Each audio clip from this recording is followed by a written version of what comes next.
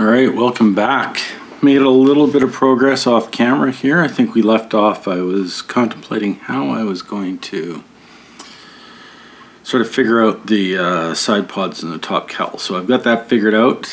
This is where we're at. Everything is pretty much got all the rough bodywork on it. We will just zoom in a little bit here and just get that out of the way and show you this. So I ended up soldering it. I think, as you can see, it turned out quite nice. Let me find something as a pointer. If you recall from the last episode when I was talking about the fit of the cowl and the side pods, there was a bit of a gap right in here, so we've managed to get that filled in. I think I just said I soldered this together, so this joint here is soldered, as well as obviously the one on that side. You can see there's a tiny little gap there where it broke through. I didn't get quite enough solder there, but that's fine. I can fill that with a bit of filler later. Yeah, so that worked out well, and so now these three pieces will come off. I can lift them off, put them back on. When the whole car is assembled, it's going to clear. I had to trim just right there a little bit, just so it'll clear the upper suspension member. When you go up and down on it, it'll just go down at a slight angle and it'll fit on. So that's good. It worked out well. So we're pretty much ready to get all this apart and then start doing some final body work on it, get some primer on it, get it all sanded smooth. You know, you can still see there's a couple. This was a little bit of a divot right here. There was a casting line across here from the molding. So yeah, there's a couple small areas that'll need a bit of body work, a little bit of filler, but I'll do those once I debond everything, because even though I use like a polyester filler, the acetone can still soften that stuff. It's actually the thinner for polyester filler. You thin it with acetone. It's typically, once it sets off, once it goes off, because it's a cross-linking chemical reaction, it's much harder. Like, you can't just soften it back up with acetone, but it will affect it, so you got to be kind of careful. But so anyways, yeah, the next thing we'll do is hopefully by the end of this episode we'll have at the very least some primer and the final bodywork done, but more than likely I'll have this painted and show you some decals and or decals depending on where you live. I don't need any comments on which is the correct pronunciation, so you can hold your thoughts on that one. But yeah, we'll get on with this and we'll get her together. So like really all that's left is take this apart. I got to take the engine assembly apart, and it's just painting everything at this point. That's the beauty about doing it this way. It was a bit of work getting everything prepped, but it's all more or less ready for paint. A little bit of body work left. There's a couple, you know, these lines are they're not quite as crisp as I want them, so they might need a little bit of filler and then cleaning up the edges, but that's fine, that's minor. But like all this kind of stuff is more or less ready to go. Just needs to be disassembled, painted, and reassembled, so that's great. I also, when it was all together, I don't know if you can see, it's kind of hard to tell. These upper intakes, the plenums, they're polished aluminum on the real car, so I've already polished those. They're a little tarnished now just from handling it, but they'll clean up once I get it assembled. So they're super delicate, so the best way to do it was to assemble everything, have it all glued together, and then polish it as an assembly, like when it's on here. So that's what I've done there. So they're ready to go. They won't get painted, they'll just be a natural polished finish on those. I made sure that the front wing is going to fit properly. It's you can see there's a little bit of a gap on the sides, but there's a photo etch piece that fits fits in there. So it needs clearance. So that's good. The rear wing, obviously, it's not going to have to, it doesn't affect the fit of anything else. So I don't need to have it assembled at this point in time. So yeah, anyways, let me get this all debonded. To do that, I think I've talked about this before. I'm just going to jar of acetone, let it soak for a few hours till the CA glue all dissolves, and it'll just more or less fall apart. And then because I soldered this, it won't obviously come apart, and same with the interior, it's not going to come apart. So, and same with these panels, this panel, that panel, and this front panel I soldered on as well, so they won't fall off. So those panel lines will remain the same as what they are now. This one up here has got a bit of a gap at the top, so I'll need to probably put a bit of filler in there and do a bit of scribing up there. But other than that, it's pretty good.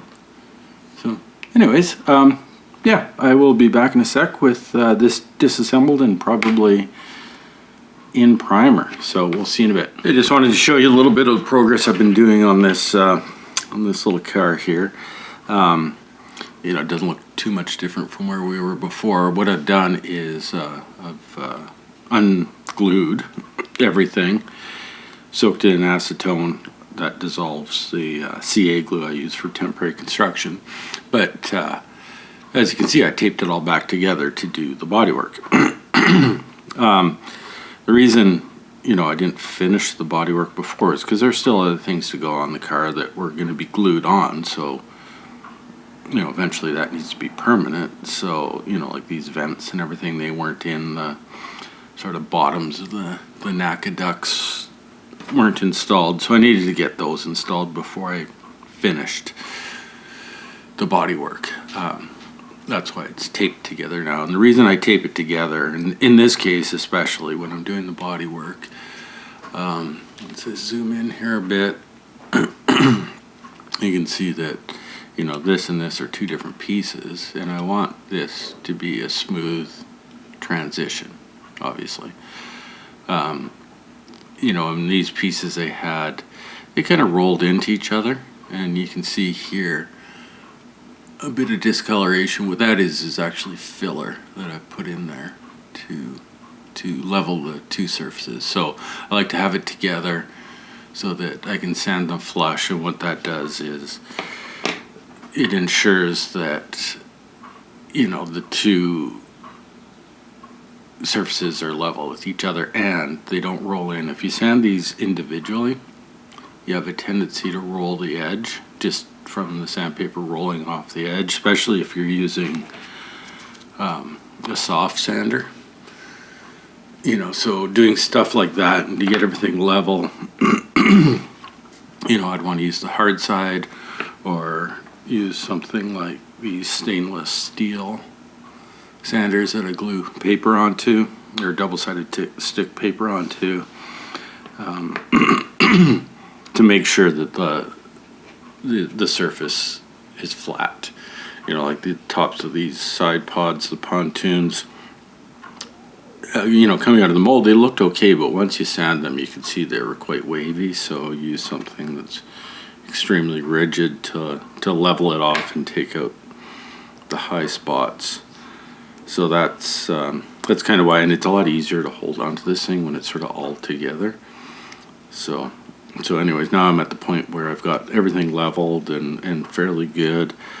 I will, where are my tweezers? Right there. I'll take it apart. So it's just a bit of tape holding everything. I just put the tape somewhere where I didn't need to sand anymore for this stage. You know, and then the top just comes off. So now I can finish prepping and priming everything individually. But now, you know, as you can see, it fits on really well. Which is the goal here, to get all those parting lines to sit properly. And so that it'll go back together properly. Of course, now I've got to be very conscious of how much paint I put on this thing, that I don't build up too much paint on areas that are going to cause this not to fit very well. And, you know, obviously the overlap areas are the inside areas, so it shouldn't be too bad. I will just make sure, especially when I clear coat this, because that's typically the thickest coat of paint you put on this. I won't clear coat, you know, the area inside where this overlaps. This area won't get clear coated. It's all going to be black, I think. I got to check my references, but, you know, so I'll put as little amount of paint on there as needed, just enough to do it. So that comes off. Now you can see the inside of this. This I had all soldered together so it did not come apart when I had it in the acetone, so that's super handy. So you don't have the double up work when it's not necessary. So, but everything now just fits on really well. It goes back together. So with any luck throughout the rest of the painting process, it will all come back together like this and be a straightforward assembly. So anyways, that's where I'm at. Next step now is to clean this up really good. Like obviously I've been sanding on this. I had some filler on it. So now it needs to be cleaned really well. So I usually scrub it in warm soapy water. Like you can see just the fingers are getting dirty just from handling this. Even though it looks fairly clean, it's actually quite dirty. So you got to get rid of all that stuff to get a good paint job on this stuff. So usually I'll scrub it all carefully in warm soapy water. Then I'll rub it down with like a panel wipe, a prep, maybe brake clean. Because I have CA parts in here, I won't use acetone, but acetone is a really good cleaner for metal to prep it for paint.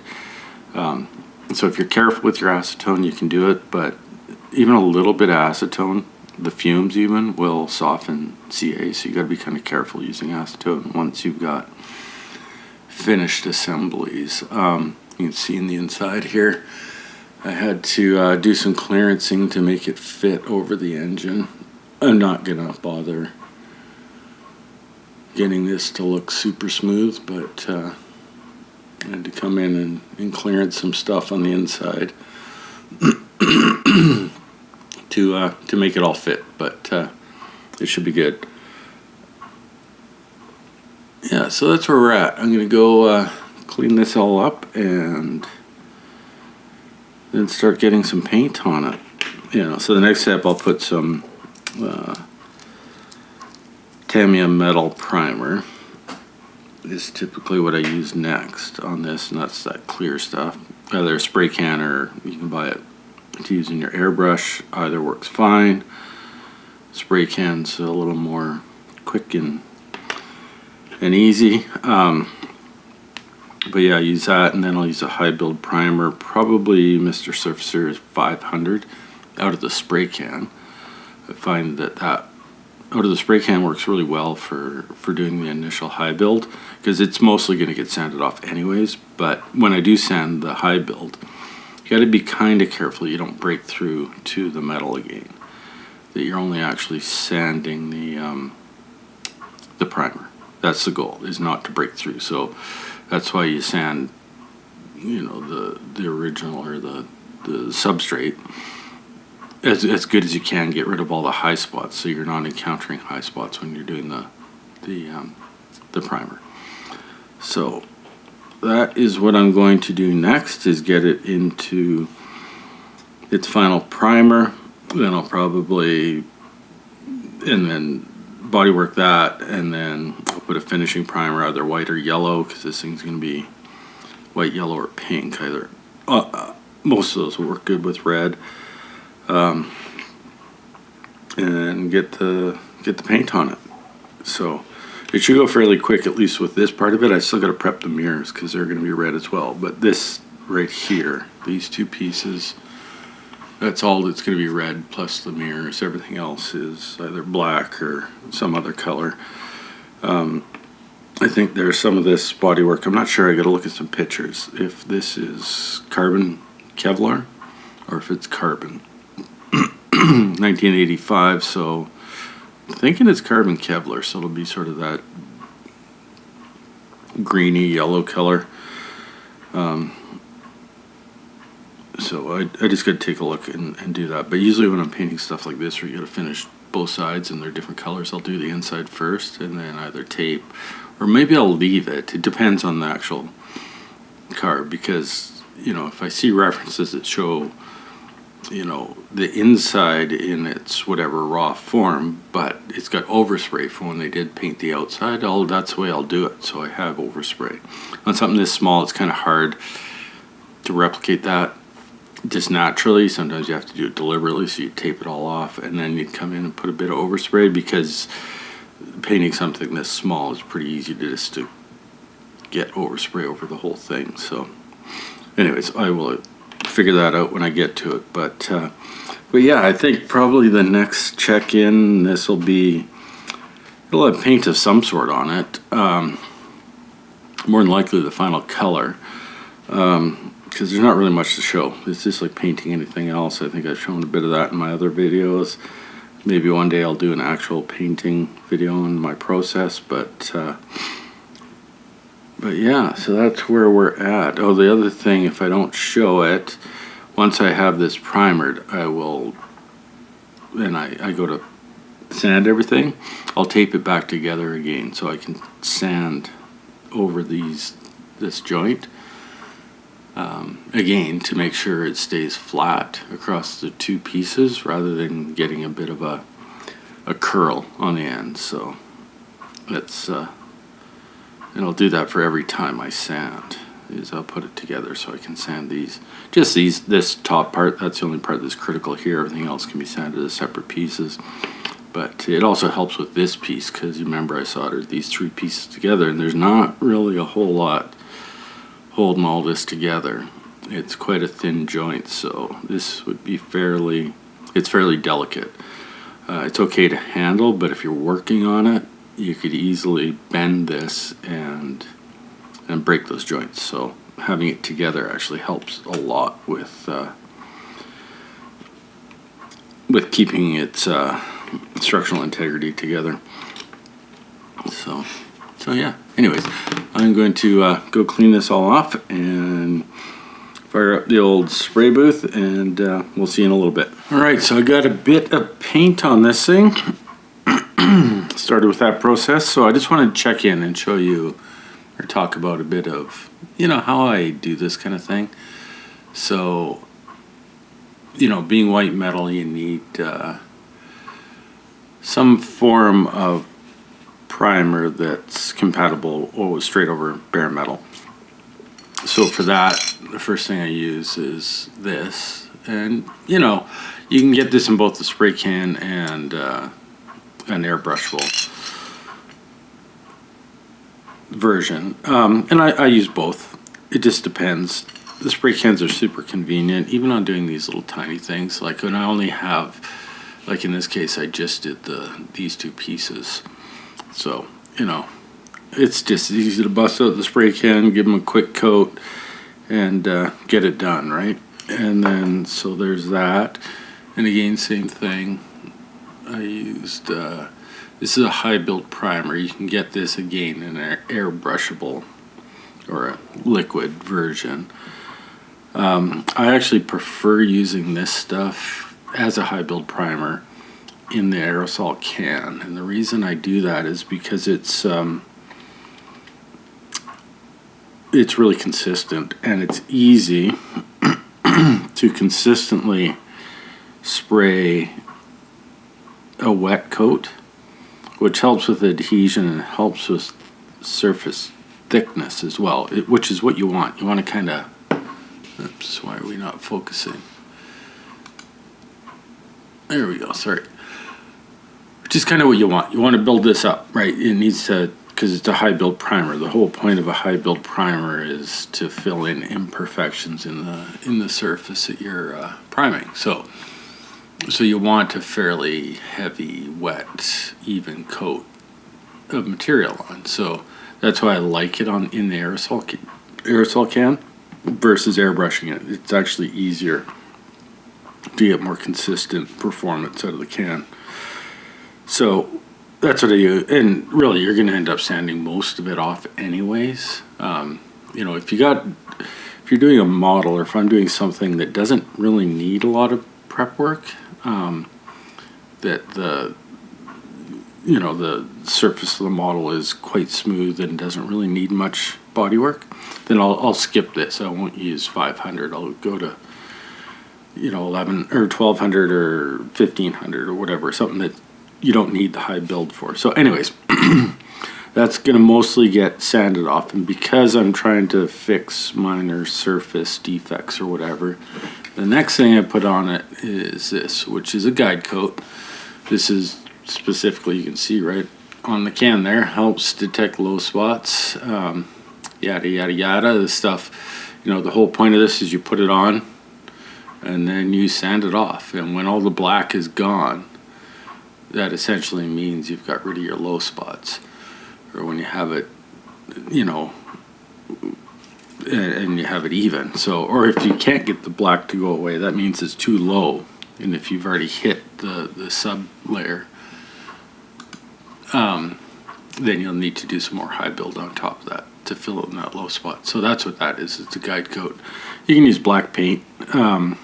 I find black paint, it's a little bit too thick though, so it actually becomes a little bit more difficult to sand off. So this stuff works better. It's quite thin. It doesn't really leave much surface thickness. So anyways, that's just what I wanted to check in, show you just a bit of the process I use. Next step, I'm just going to go and start wet sanding this, as I just stuck it together. I'll probably do all the sanding on here to just to hold it easier. I think I talked about that before. So anyways, that's what I'm going to do. I'm going to go and do some sanding. Next time I check in, I'll probably, this might be in color. We'll see. Not really much to talk about beyond here, because this will be sanding it all to a finished state. Another layer of surface primer, and the color. So, and that's all pretty straightforward. So anyways, that's all I got to say about that. So I will see you in a little bit with probably some color on this thing. So we'll see you later. All right, there we go. It's been about a blink of an eye for you, but it's been, I don't know, about 7 months for me. I took a little break, but finally got back on this project. So I think last we saw it was in a bit of primer. And as you can see, I've got it all painted and got all the decals for some of you. Got them all done. Got the cockpit all done. So yeah, it's ready for clear coat. So that'll be the next step, will be to get this thing into a bit of clear coat. Had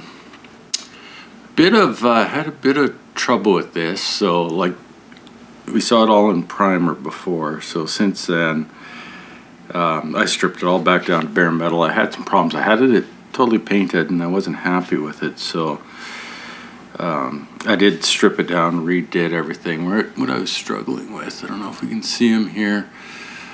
Try to get in closer. You can see that there are these panels right there, and there's another one there and another one here. Now those are all separate pieces, right? And when you assemble this thing, right, you can see that those were separate pieces. I soldered them in, and the gaps around them were not very good at all. I had filled them. I did some body work on them, but I wasn't happy with the end result. So and once I had paint on it, you could really see how uneven they were. So I stripped it all back down to bare metal. I used polyester putty and I totally filled them in, and then scribed new panel lines in essentially. So now they're looking considerably better. Looks a little uneven now because I gave this a quick wet sand before I put the decals on, just to make sure there's no dust or bumps or anything under the decals. Being sort of a sanded surface won't affect anything with the decals. They go on just fine. And once you get the clear coat over everything, it'll go glossy again. So, and you can see there's, a little bit of, obviously we're zoomed way in here, but you can see a little bit of orange peel and whatnot still in this. But once we get the final clear on here, like what I'll do next, I won't show this, but I'll probably give it 2 or 3 good coats of clear. I'll wet sand it all down to get rid of any raised areas around the decals, and then clear coat it again. And I'll probably use my final clear coat on this. Won't be 100% gloss, it'll be like a 85% gloss, so a little bit of flat clear added in, and to knock the sheen down a bit so it's not super shiny, because I don't think it looks quite right when they're way too shiny at this size. So anyways, that's where we're at there.